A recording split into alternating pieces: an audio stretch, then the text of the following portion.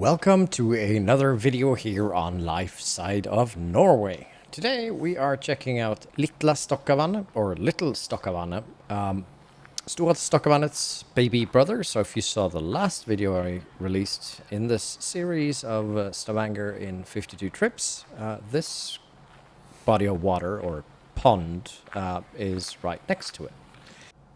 Today I sadly forgot my microphone because I was in quite a hurry due to the sun going down, so voiceover is what you get. Sorry.